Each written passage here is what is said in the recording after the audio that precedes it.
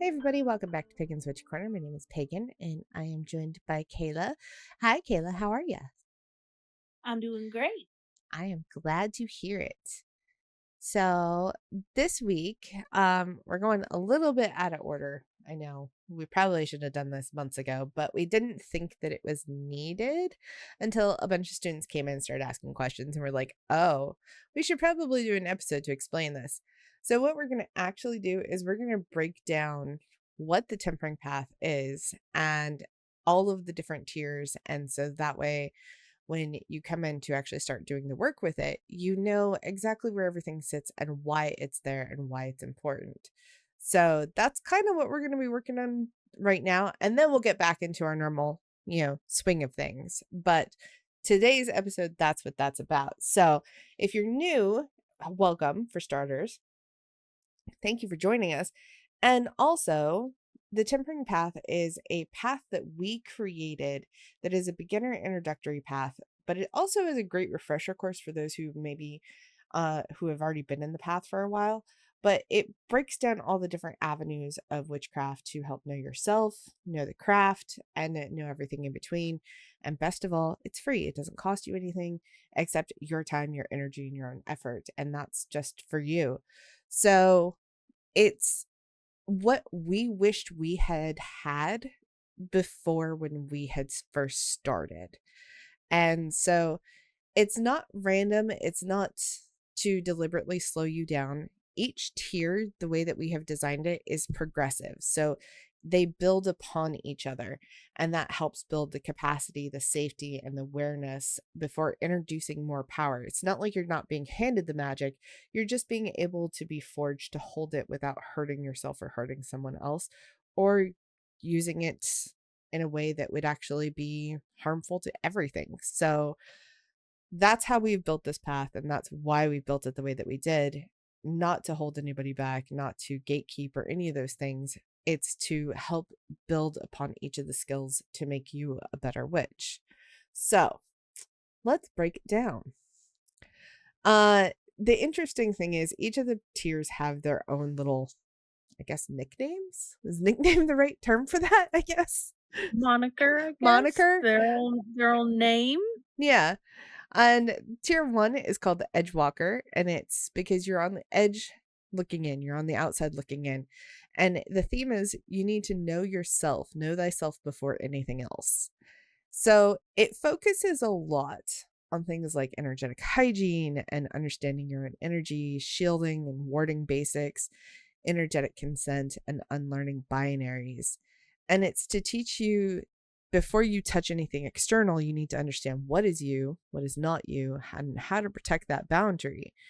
Because if you're skipping that, you're going to end up becoming, distorted, unsafe, and in very rare and very dangerous scenarios, sometimes a little not so, what's the word I'm looking for? I guess you're not going to go into a place where you're looking at it from a logical perspective. Yeah, a little cattywampus. Little cattywampus. Cattywampus is a good terminology. Is it a proper term? No. But does it work in this scenario? Yes. Yeah. So, when it comes to the Edgewalker, what is one thing that you, Kayla, want everybody to know about this tier? Um, Mostly just focus on you. Focus on your energy, focus on what you know about yourself. That's what this tier is mainly about. Is focusing on you. Yes. And I know for some folks, especially new puppies who have that excited puppy energy, that can seem really boring.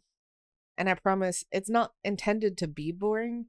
It's intended to make sure that you know what you're walking into with yourself before you walk into basically somebody else's energy. So it's Yeah. making sure that you are comfortable with you first. And there's a few tiers that kind of build upon that, because witchcraft is, as I've said on the show many times, it's a little bit spicy psychology. And in the episode with Laura Temp Zakroff, she says witchcraft is about 80% observation and about 20% practice. that 80% is also knowing you and observing you and understanding you and having the discernment to move forward, which we'll get into discernment in a little bit. But that's Edgewalker, and that's why you start where you start there. The next tier is the Quenched, and this is where we start talking about that discernment that I just mentioned. It also talks about ethics and control. Now, the kind of focus of all this is understanding discernment, whether it's internal or external, your ethics and accountability, ego awareness, energy exchange, ethical divination, and foundations of altar work, working altars, living spaces, and daily practices. Now, um, the reason for this is a lot of times we get really excited about weird shit happening. And as you've heard me and Kayla talk about, the weird file. I don't know how many times we've mentioned that. But if Mhm. you're new, you're probably like, what's the weird file? The weird file is where you basically take a weird experience that you can't validate and you chuck it into the weird file. If it comes back up later, or you get synchronicities or some other kind of signs to go with that play directly into what that was, then you can start to You check it validate out it. of the weird You file. take it out of the weird file and go, that might actually be legit. Okay.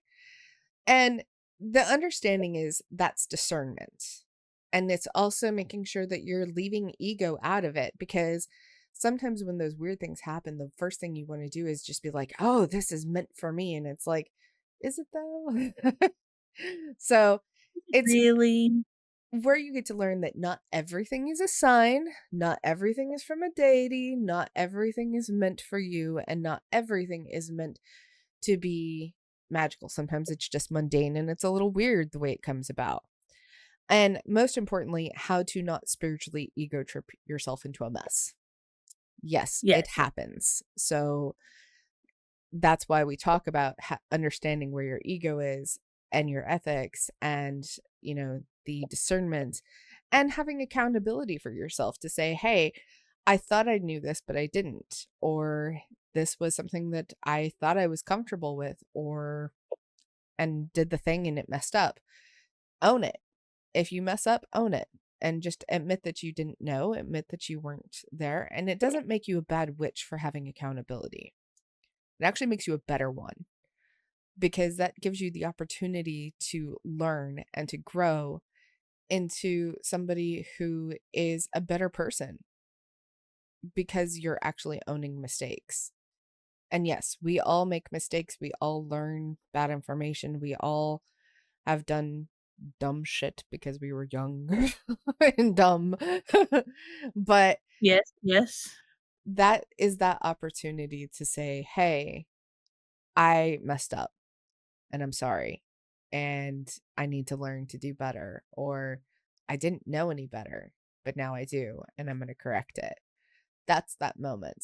And it gives you the opportunity to not walk all over somebody else because you think that you're entitled to. That's also where ego comes into play. So Mhm. those lessons go over that. And that's kind of why we really thought that this needed to be there, because when you're first starting out, a lot of times, speaking from experience and hearing a lot from other students, is you want the high, you want the power, you want to chase it. And it's fun. It is. But it also comes with a lot of responsibility. And sometimes when you're first starting out, you don't want to hear that. And you don't want to deal with that. And it's something that we all need to deal with and all understand. So that way we And have can, respect for. and have respect for it. Yes. So that way we are not harming a practice or a group of people or even ourselves. Did I get all of that in there, Kayla? Yeah. Okay. Anything else I missed? No. Great. So the Shadow Forged is the next tier. And this is the one that a lot of people kind of struggle with. And that's because when you get deep into it, you have to understand your shadow. And there's people out there that will absolutely be like, oh, no, you don't. No, you don't. No, you don't. And then it trips you up later on. because you haven't dealt with it, you've ignored it, you haven't processed it. And this is where it starts to get into that spicy psychology bit. It's you need to face what you're carrying. You can't just ignore it. You can't just chuck it in a corner and hope that it goes away. It's not going to go away. In fact, it's probably going to get a little growly and bitey at you because you've ignored it. So, this is where we really break down the shadow work fundamentals. And some of those include things like self sabotage and imposter syndrome, triggers and emotional wounds, because yes, those do come up in witchcraft. Religious trauma, that's a given. Perfectionism, also a given. And how to work within shadow focused divination, and how to understand how some deities, and this is where we start to kind of talk a little bit about deity, can help with this. So, the whole point of this is, I guess, Kayla, what would you say that is like the biggest purpose for making sure that we all know our shadow and understand it? To make sure that you don't trip yourself up, basically. Yeah. I mean, you don't want to trip over your own 2 feet. And that's where your shadow comes in. You don't want to trip over your own 2 feet. When you're looking at your shadow, you're looking at your own junk. You're looking at your own stuff. And when you're walking this path, you're gonna have to look at your own self. And we keep coming back to that of looking at yourself, but you're gonna have to look at yourself first. And you're gonna have to know yourself first. You're gonna have to look at yourself first before you look outward.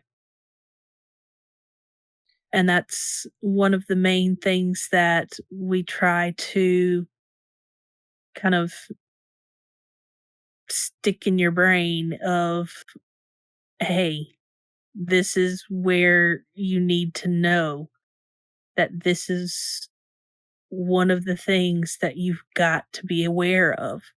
You've got to be aware of the things that trip you up. You've got to be aware of your own energy that trips you up. You've got to be aware of all of these things that happen to you so you can be aware of the things that are happening outside of you. And you've got to know the difference between the two. Yes. That exactly. Because when you don't understand like your shadow and all that, and you're trying to just like do magic or do readings or any of those things, and you haven't even begun to look at it, and your shadow's just sitting there growling in a corner and you're trying to ignore it, sometimes it can distort your readings, it can distort your magic, it can throw things off and throw in monkey wrenches into all the stuff you're trying to do because of the fact that you're not actively working with it. When you work with your shadow and you get to know it, sometimes it heals it, yes. Sometimes it just makes it to where it doesn't growl and bite so much. And you can go, okay, I know what this is. I know this trigger. I know this moment. This is what's happening here. This is not part of the working. This is not part of the message. This is me that is coming through this. Now, yes, Mhm. you can do divination that will talk about your shadow, but it's not so much going to be that whole thing of you're making your shadow about the reading when the reading has nothing to do with your shadow. That's the moments that you have to understand and go, oh, is this really about me? Like, am I the problem here? Like, that's the moments that you have to really kind of do that. And that's where understanding who you are on the deep side gets you to the point of saying, this is what kind of goes on here. So that way it doesn't trip you up in the future. Now, here's the part that everybody gets all excited about, and they all want to come straight in and go straight to this section, but they want to skip all the other stuff ahead of time. And yes, there's a lot of young puppies who come in and are like, yes, I want to jump straight into deity work and spirit work. And it's like, hold up, wait a minute. You'll get there, I promise. Just know thyself first. And then you can go talk to them. There's a reason for that too. And it's not, again, to gatekeep anybody. Because if you don't know you, How are you supposed to differentiate between you and a spiritual being that's trying to communicate to you? You won't have the discernment skill to know, am I influencing my will upon this? Or am I influencing what's happening here? Is this just my head? Yes, that's a valid thing that happens sometimes. And, Mhm. or is this something else that's trying to harm me and use my shadow or whatever against me, and so on? And until you really understand those avenues that we've previously talked about, trying to do spirit work and deity work is extremely difficult because you have all of these limitations that could come up and you haven't learned how to This deal is with the them. vow. This is the vowed if we didn't say that. Yes, this is avowed if I didn't say that. Excuse me if I didn't. My bad. Apologies. But yeah, the whole theme of the vowed is about sacred relationships and devotion and understanding how to work within deity and spirits so that way you do it safely and do it with discernment. That's a big thing. So, the core focuses of the vowed is you get to learn deity work foundations, you get more spiritual discernment, more advanced, um, building relationships with deities, devotional practice, altar work with deities, and advanced warding. This is when you're finally, once you've gone through all the previous tiers, you are finally stable enough to actually approach a deity without having to worry about projecting your own shit onto that deity. Like I was saying before, you also are going to learn the differences between a divine presence and a trickster and imagination, and you'll be able to start to cultivate a relationship with deity safely to make sure that your boundaries are respected, you are being respected, as well as their boundaries and their will is being respected, because respect on both sides is important. Consent is always a thing. Deities will never ever push past your boundaries unless they you have explicitly said, I would like to grow in this direction. But if it's too much and you say, hey, I want to back off of this, they will back off. Something that's not Mhm. a deity, like a trickster, will not. It Yes. will keep pushing.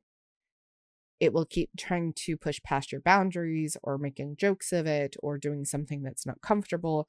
I mean, we've talked about this in previous episodes. So I'm not going to get deep into that. So if you want to know more, go back and listen to the last few episodes. I guarantee you, we've talked a little bit about this at least once, twice, maybe more. And you'll be able to kind of understand a little bit why that's so important.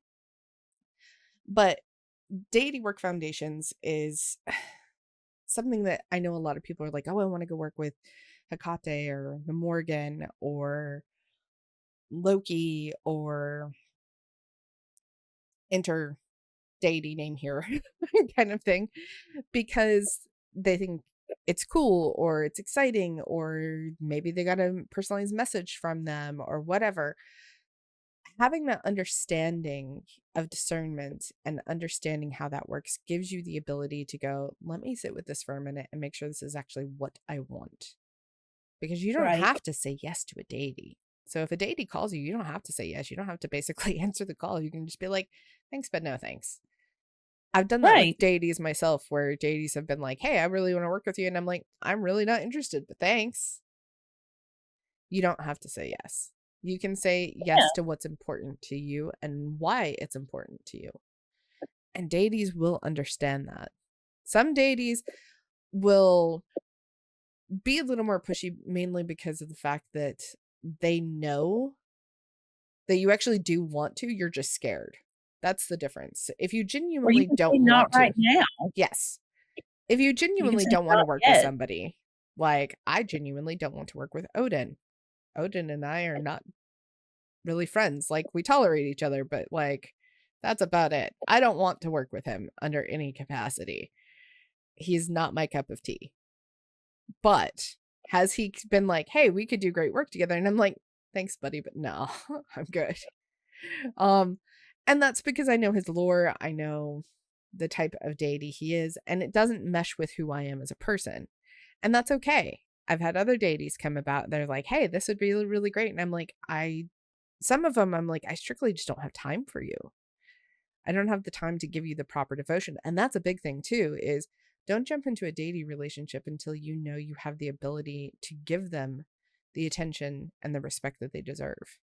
And this Mhm. teaches that. This talks all about that and really breaks it down in a way that's easy to understand.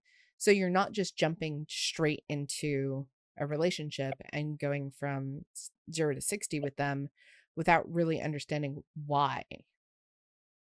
And that's the We big gotta thing. hit 35 before we get to 60. Exactly. Now, once you get through the vow, you understand deity work, you understand your own energy, your shadow, discernment, all these really great things. Now, here's the experimentation part. This is where you get into the weird bound. And we spell it like weird as in the threads of the weird, WYRD. And this is where you get to enter spellcraft. We talk about what spellcraft is, the foundations and building of structures and spells, the different types of magic, understanding intent, will, and mechanics and outcome, and all of those things. And it really allows you to break down what you're trying to accomplish with spells and why using a structured spell that somebody else has created is good, or learning how to formulate your own and using different avenues of magic within that type of thing. We really break that down in a way for you to really comprehend it. So it's easy for you to say, okay, now I understand how to do some spell work along with everything else that I've built. And I feel more confident and will feel more confident going into the next few structures. So the cool thing about this is, especially since we live in a world that is full of information, you can look up anything on the internet these days. Um, a lot of times we see things on TikTok and Instagram that are more vibes and chaos than actual craft.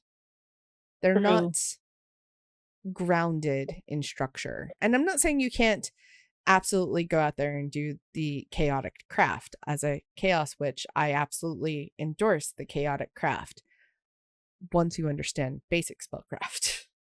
When you understand what things actually do, then you can go, okay, well, this kind of works and that kind of works and this works. And I like this ingredient here because it, is fun and exciting for me. And it's like, yeah, this kind of would work for that. And I'm going to use it for this and toss that all into a blender and bake your cake that way. Not literally, but you get what I mean. So that's chaos witchcraft, but you have to understand what things do before you can just go nuts with chaos. And that's where a lot of the online folk don't teach. They're just like, hey, go do this thing without explaining why or what's the purpose behind it or how to get there. And so for new witches just starting out, that can be really confusing. Or you do the thing and you're like, why didn't it work? Or what am I missing? Or it completely backfires because you didn't understand what you were working with.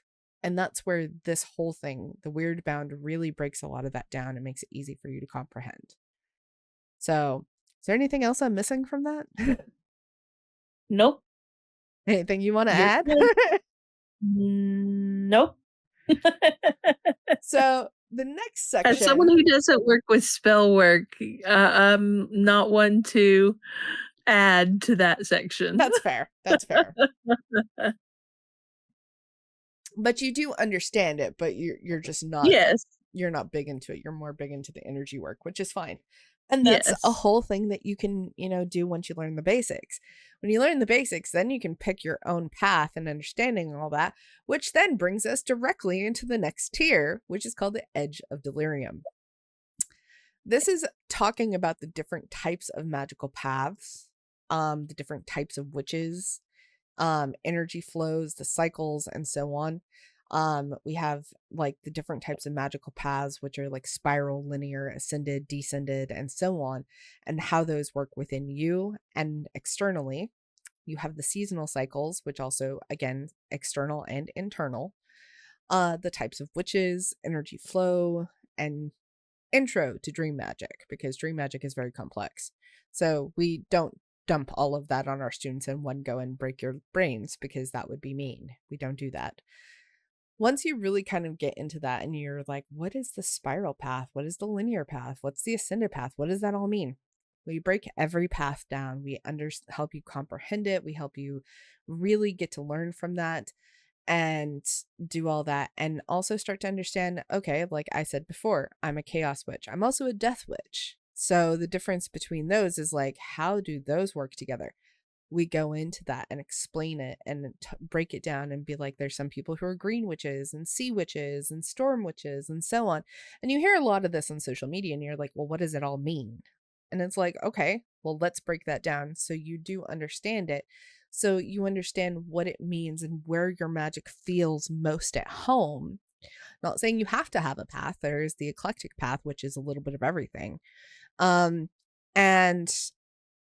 those different things are where you get to go, okay, this resonates really hard with me. This feels like home to me, and it breaks it down. But there is no correct path. There's no real thing. Magic moves in cycles. It doesn't move in straight lines. It's not really linear by anything. There, we do talk about the linear path, but it's not the only one. And we'll again break that down when you get there. And how practice evolves. So you're not going to stay the same as you did when you first started out. I'm a completely different witch from when I started out 26 years ago to now. So it's very different between those. And it really starts to get to that point where you start to understand where identity and craft merge and where they form together. So, like, Kayla is also a death witch, but Mhm. I know you identify in another path, and for some reason my mind just went blank and I can't remember it now. Please fill I'm me more in. eclectic. I'm more Eclectic. eclectic. Yeah. I was like, is there another one beyond that? Maybe? My brain couldn't remember.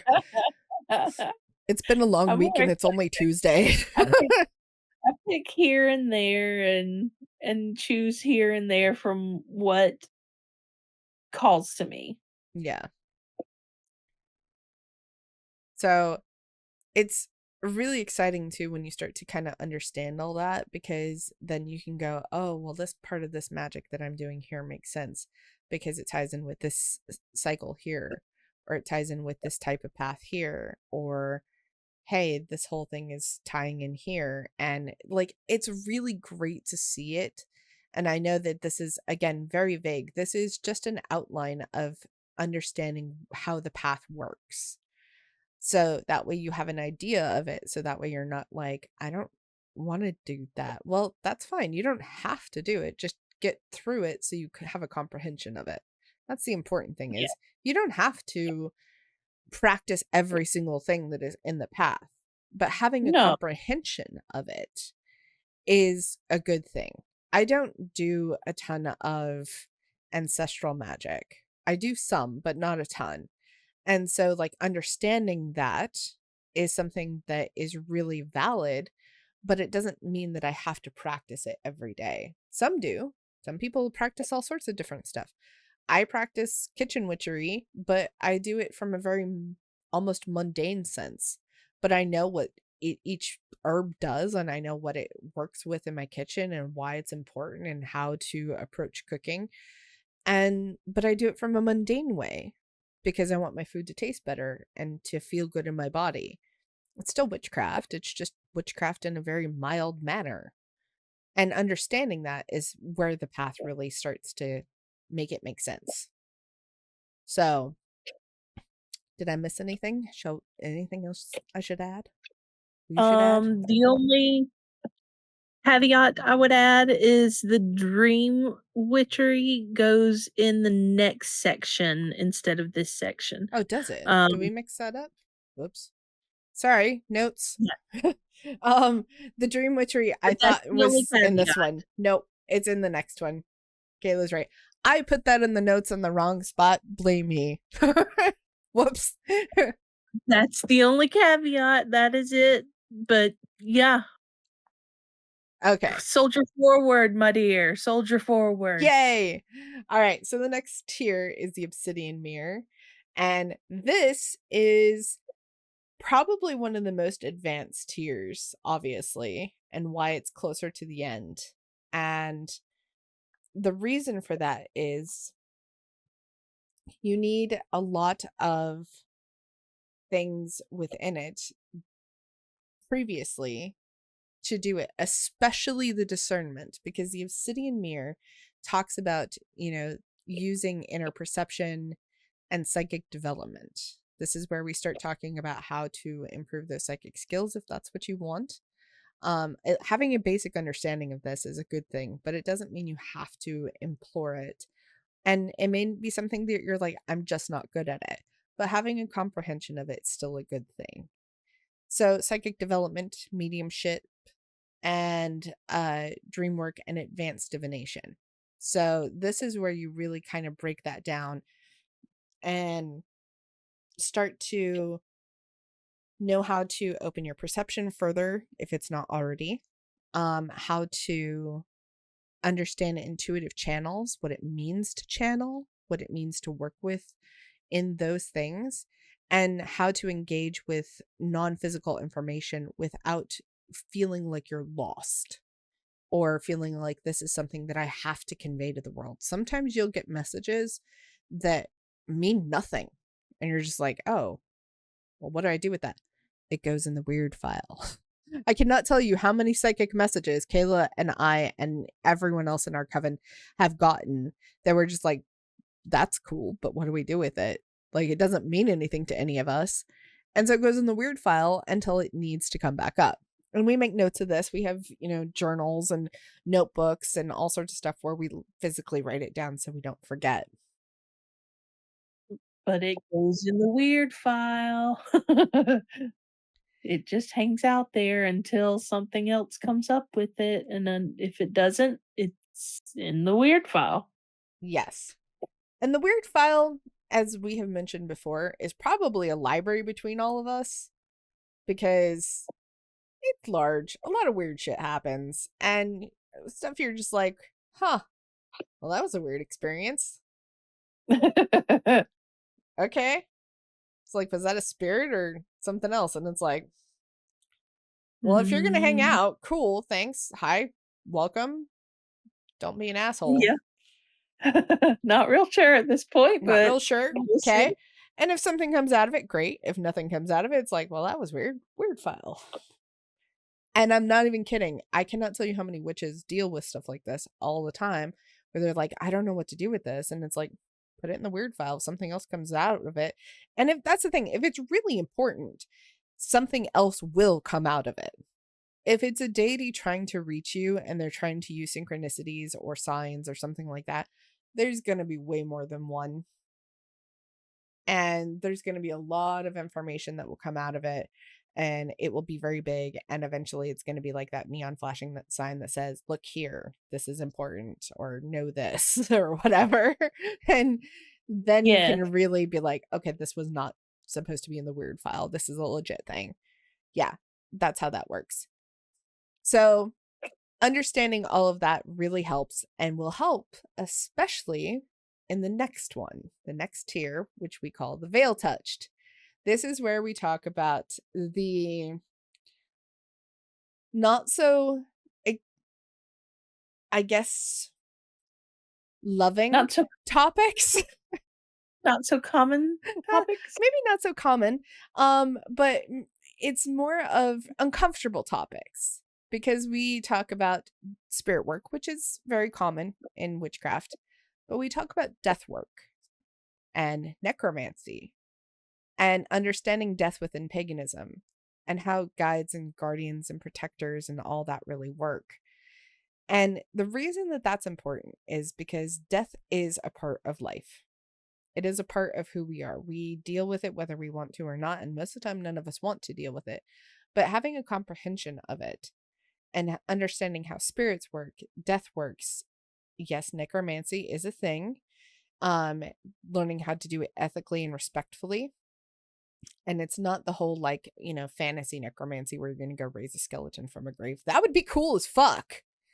But no, that does not exist. It's more of, understanding how working with a spirit works or honoring the dead or taking things like graveyard dirt or even using bones of animals and stuff like that in terms of all that.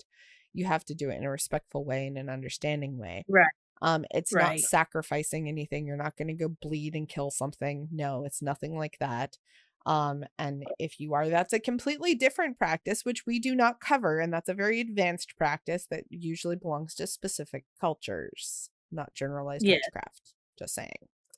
Um, but also understanding death and paganism, because a lot of books out here that are in the world really talk about how, it's all about light, it's about love, it's about living, it's about, the practice within the world and understanding nature. But we don't talk about what happens after that. What happens Yeah. when people die? What happens when plants die, animals die? Um, understanding the death of a specific part of your life, even how change works within that. And that is still death within paganism. So understanding that. And the part that's probably like, oh, guides, guardians, and protectors, that doesn't seem to really fit there. It really does, because when you're working with spirits, you need guides and guardians and protectors to make sure that you're communicating with spirits. Because unlike deities you can vet them. Spirits are really hard to vet. So you need protectors and guardians that can go, there's something off here. That spirit's a little weird. Watch yourself. And seeing if something else comes into play, then you have to go, okay, this is what that is.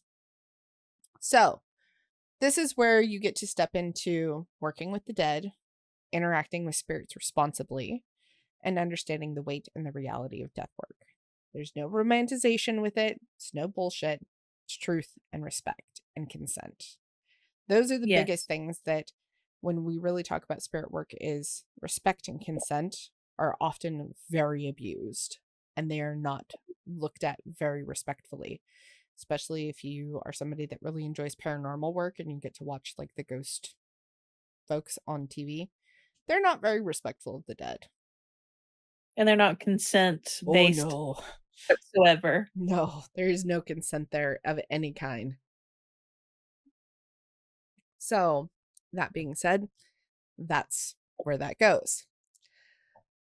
Um, and now we also get into a fun bit as well, which a lot of people are like, oh, hey, I want to go do this and play around in the astral. Welcome to the Void Walkers. The Astral Mastery and Defense. You get to learn about astral travel and projection. You get to understand how astral realms work, astral consent. Yes, consent is valid in the astral realm as well, and defensive magic if needed. Now, you're not going to go into the astral and start, picking fights with shit. If you do, that's really terrible and that breaks the astral consent. Don't do that. But in the astral realms, you get to access, spirit work. You get to access deity. You get to access beings that are not of this realm, of the earthly realm. The astral is also known as the spirit realms. Some people call it that. Some people call it the celestial realms or the universal realms. It Mhm. all constitutes to the same thing. Around here, we just call it the astral. It's just easier. Um, they're non-physical spaces that you access through spirit, and you will learn a little bit about how to do that. And one big caveat with this is not everybody can astrally project. It is a skill that has to be learned, and some people just don't have a knack for it. I know this is going to be a really terrible analogy, but I can't knit to save my life. I can crochet, I can sew, I can do all those things. I cannot knit at all. Why? I don't know why. My hands and my brain cannot communicate on the whole like knitting thing. I've Knit tried one, pearl one, knit that. one, pearl one. It gets so confused and it's like, pearls? What are pearls doing in knitting? Like, it doesn't even get it. Um, it's a really terrible example, I know, but it is an example that is similar. I can't knit to save my life. Some folks cannot mentally grasp the concept of astral projection. And so when we teach this, it's not so much that we're going to teach you how to do it. We will teach you an avenue of how to do it, but don't get discouraged if you can't. It's an understanding of it. It's not a requirement that you must have. It is a moment of saying, this is what this is. Here's what this looks like for a lot of people. Here's how this works. If you can do it, great. But don't get discouraged if you can't. Some people can, some people can't, and that's okay. Not everybody has the same skills, and it is a skill that does require some mastery, but that's not a thing that we will require. We want you to have an understanding of it, of how to work and navigate within those non-physical spaces, understanding boundaries between the physical and the astral. And if you end up in a place where you end up poking a proverbial astral bear with a stick and it gets mad at you, learning how to defend yourself if necessary and what that would look Yeah. like. You cannot do this without accessing the previous tiers because you need to So understand all of the things that came before it so you know what to do in those moments. And that's why that's really advanced magic. It's not something that is really easily taught. And if it is taught, it's usually taught in a very confusing manner. I've read a lot of books on astral travel and projection and all that, and they're very confusing. they're Maybe some people very get it, confused. but to me, they're very confusing. So the way that we have designed it is the way we do it, the way that we understand it, and we will explain what the senses look like within it as well and how it works. So it's this is how we wish we were taught going forward. And when we were young witches out there feeling our way through the world, the good, the bad, the ugly, and all the terrible authors in between that had tried to teach things. Um, And and all of the new Baby Witch books that we read, mhm, this is how we wish that we had found a book or anything that had said, "Hey, this is kind of how you need to go through things. You need to learn this first, and then learn how to do this, and then learn how to do this." But yes. it's all kind of jumbled up, and you find one thing here, and then you find one thing way over there. Not And usually in so the same book or by the not same in the same author. book, not by the same authors, not by even the same realm of books, not in the same general vicinity of books. It's true though. And so once you kind of get all of this information into your brain, and this is not a fast path. Don't think that you have to rush through it because if you rush through it, you're actually going to miss stuff and you're not going to actually get it well integrated. Um, when you get to the final tier, we call it the sanctum. It's where you finally have an integration of all of these skills.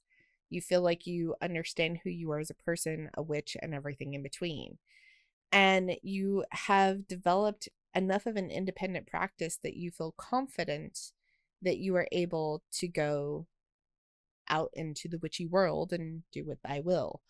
And this also allows for more heavy level community participation that we do with other folks that we don't really let the young babies into, essentially. No offense to anyone who's like, oh, I'm not a baby, but it's fine. Until we feel that you are comfortable practicing all of these things, there are some things like we do a lot of death work. We will go and help spirits and stuff like that, do heavy deity work that doesn't really go well if you don't understand discernment or wording or deity work in general or even spirit work and death work.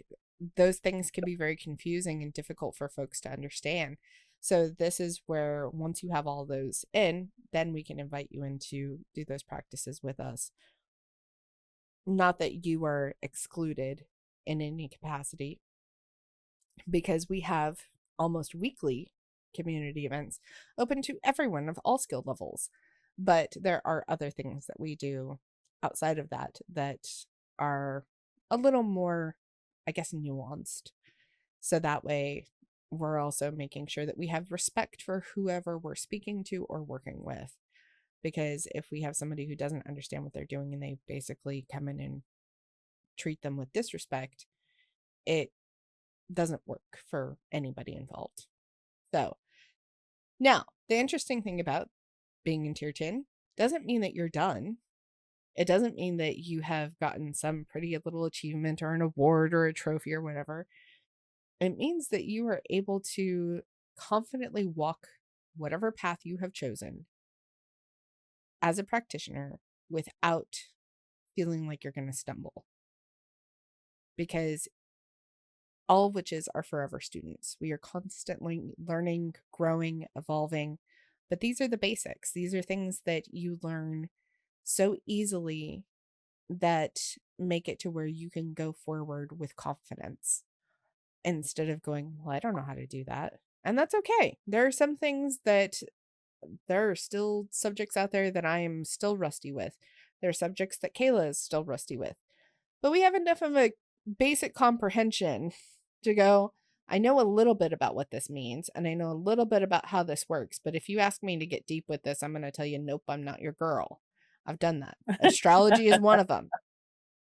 I comprehend it to a very small amount, but outside of that, I'm like, I am not your girl. That is not my cup of tea. So, the cool thing about all this is each tier asks basically a question. Number 1, who are you? Number 2, can you think clearly? Number 3, can you face yourself? Number 4, can you hold a relationship with deity and spirit? Number 5, can you create? Number 6, can you understand your path? Number 7, can you perceive beyond? Number 8, can you face death? Number 9, can you walk beyond the body? And finally, number 10, can you stand on your own? These are all the things that we ask in each tier. And the reason for that is because they're all questions that we were asking ourselves as we were learning. And when we finally got to a point of these are all the things that we have learned, but why is nobody putting this into a book or teaching it or whatever? Well, we did because it wasn't out there. We couldn't find it. So, and if you're new and this is your first podcast with us, first of all, welcome. Thank you so much for being here. I know I said that at the beginning as well, but the reason that we keep this free is because no disrespect to any practitioner who offers a paid course at all. That's usually their livelihood. That's usually what they do. But as somebody who has never been able to truly afford all of those classes, as many as I've wanted to, because I just didn't have the money to spare, I wanted a course out there to be for somebody who couldn't afford it, but still wanted to learn, who Mhm. wanted the option of understanding where does this information come from. That's why we have reading lists and tell people, hey, go check out your local libraries and request these books. These are the books of where we learn some of this information and what we recommend of how to go deeper with it. Um, and it's just because we didn't want to charge people for information that probably people couldn't afford. And again, no shade to anybody who offers paid courses. Those paid courses are amazing and they're usually done by the people who we recommend their books through. But also, as somebody who's always been a broke witch, yeah, being able to have a place to learn without worrying if you're going to break your bank account trying to learn it is exceptionally important. Yes. And we wanted to be that source. So, Yeah. And if you aren't a broke witch, we have links for that. we do. You can support the temple. Yes, the temple does have support links, and we do appreciate all the support that we get. Um, but at the same time, it's also one of those things of I I personally can't reasonably ask somebody to pay for something No. knowing that they may choose that over taking care of themselves or their home, which does happen. Right. I was a Twitch streamer years ago. You would be surprised how many people do that. And it's like, no, please take care of yourself first. Take care of yourself first, always. So that's where we want to make sure that everybody is understanding how the path works, why it works, and why when you're jumping in, like, why can't I jump to deity work yet? Now you know why. Now you understand why it's set up the way that it is. And yes, you will get there. We're never going to hold anybody back as long as you're putting forth the effort and you're actually trying and being honest with yourself. We will never ever hold you back. and we will No. want you to get all the way through tier 10. We want you to be the best witch you can be and the best version of yourself that you can be. And this path does help with that. I know, because we walk it too. Every question that's ever been asked in every lesson has been asked of ourselves. We answer each of them ourselves to make sure, A, we can answer it. And we think about every person who's answering those questions. Will somebody who's first starting out be able to answer it? Will this be too dull and boring of a question who's for somebody who's advanced? Or does it meet in the Yeah. middle? Yeah. Every question. Honestly, that is the biggest thing that holds us up from producing lessons, is the scrutiny of every question that we ask. Truly. Truly. Like, we can come up with a lesson probably in, I don't know, 20 minutes or so and get it all written out and great and all this other stuff. And we'll spend 2 hours going through questions Yeah. to make sure that we're, Asking the right questions. yes, asking the right Even. questions, questions that make you think about your practice, think about you, think about, are you being honest with yourself and your practice? Are you being honest with the beings that you're working with? And so on. It's a huge scrutiny of every question, because we want to make sure that it's also something that everyone can comprehend and gets the most out of. Making And sure they're appropriate. that too, yes.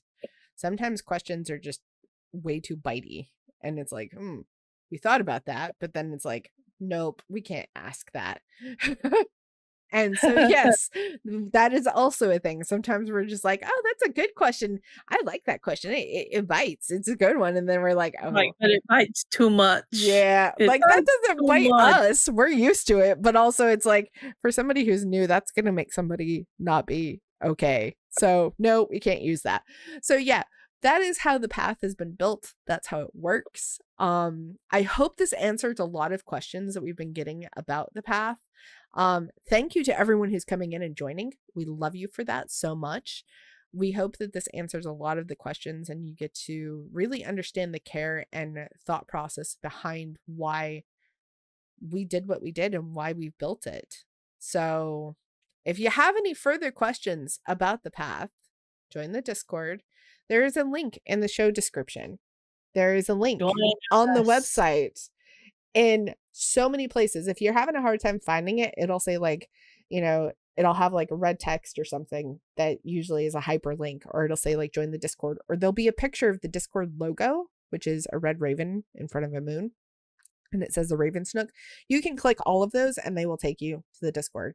There's a link in my link tree. Yeah. I'm also saying this There's links because everywhere. some people have been having a hard time finding us. So we want to make sure that everybody knows where to look. Because I personally am like, okay, there needs to be a link here. And sometimes I feel like I've put too many links in places.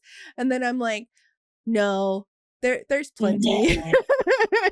So if you're still having struggles finding it, the links are in the show description. There's literally one that says join the Discord, and it has a direct link to the Discord. There's ones all over the website and ones in my link tree. And so if you have any questions about that, you can comment, you can shoot me an email, you can do any of those things, and I will help you get there one way or another. But yes, we have made it super accessible for everybody to try to get into the Discord, and hopefully we will see you there. Hopefully you will be able to walk the tempering path with us, because we'd love to see you. And I hope Most this has, likely, I'll be the one that says, "Hey, come on in. Welcome." Kayla is Now, easier about let's answering see. those than I am, because my brain is so busy all the time and I'm so busy all the time.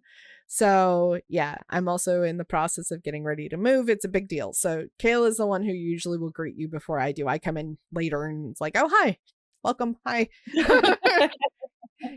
Kayla handles all that. So that being said, thank you again for listening to this show.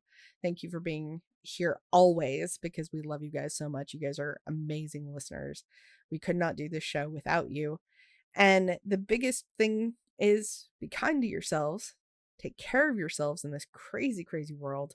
Make sure you're drinking your water. Take your meds if you need to. Do all the stuff you got to do.